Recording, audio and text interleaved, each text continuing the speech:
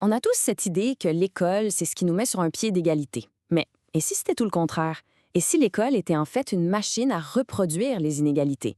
C'est la question un peu provocante que posent Les Héritiers, une étude sociologique qui a fait date, de Pierre Bourdieu et Jean-Claude Passeron. On va explorer ensemble les mécanismes invisibles qui déterminent la réussite scolaire. On aime tellement penser que oui, que l'école, c'est le grand égalisateur, l'endroit où tout le monde part de la même ligne de départ. Mais est-ce que c'est vraiment le cas? C'est la question fondamentale qui a guidé toute cette recherche. Pour nous faire comprendre leur point de vue, les auteurs utilisent une image très forte de l'anthropologue Margaret Mead.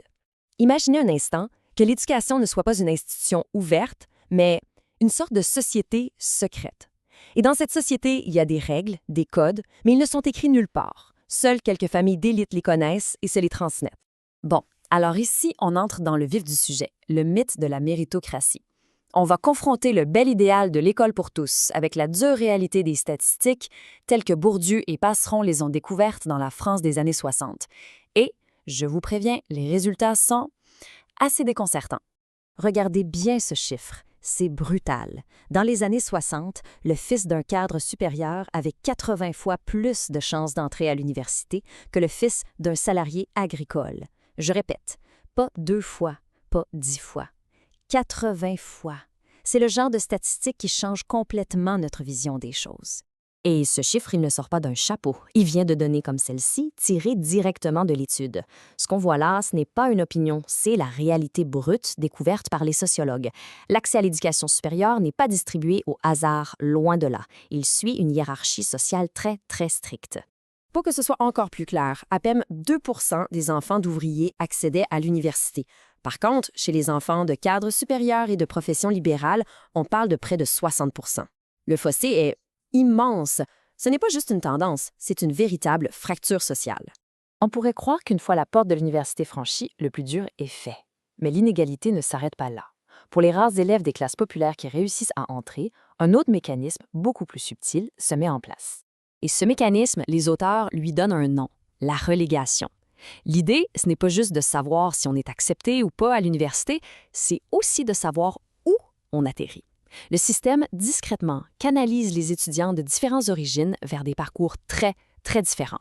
Concrètement, qu'est-ce que ça veut dire? Eh bien, pour les enfants d'ouvriers, la voie quasi unique, c'est les lettres ou les sciences. Par contre, pour les enfants des classes supérieures, le buffet est pas mal plus garni.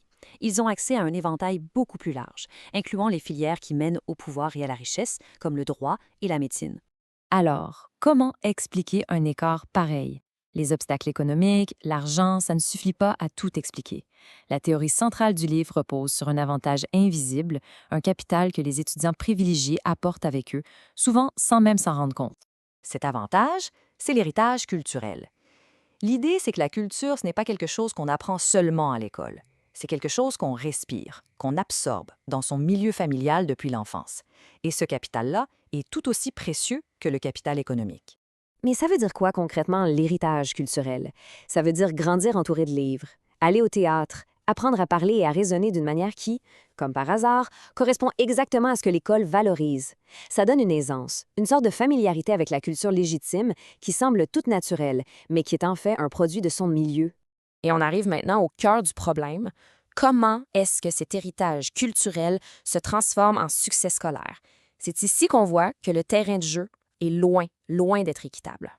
La différence est vraiment frappante. Pour l'héritier, la culture est innée. Pour l'autre, c'est une conquête difficile. L'un est admiré pour sa désinvolture, qui est en fait le signe de son héritage.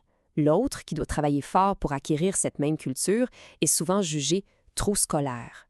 Le système récompense l'apparence de la facilité. C'est le paradoxe ultime, parfaitement résumé ici. L'école finit par valoriser une culture qui ressemble à celle des classes dominantes, tout en dévalorisant l'effort de ceux qui essaient de l'acquérir par le travail. La grâce héritée, en quelque sorte, l'emporte sur le mérite laborieux. Tout ça nous amène à la conclusion la plus puissante de l'analyse.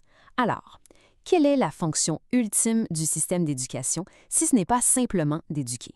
Le processus est une sorte d'alchimie sociale. Le système prend un privilège social qui existe déjà, le fait passer par la machine de la réussite scolaire et le transforme en quelque chose qui ressemble à du talent ou du mérite purement individuel.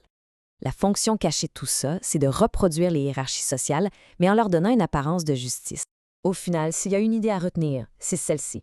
L'école ne se contente pas de transmettre un savoir neutre, elle joue un rôle actif pour légitimer les inégalités. Elle transforme un héritage de classe en une preuve de mérite personnel, ce qui fait croire que les gagnants ont simplement mieux joué le jeu. Et cette analyse nous laisse avec une question troublante qui est toujours aussi pertinente aujourd'hui qu'elle l'était dans les années 60. Si la réussite dépend d'un code secret transmis de génération en génération, peut-on vraiment parler d'un jeu équitable? C'est une réflexion qui mérite d'être poursuivie.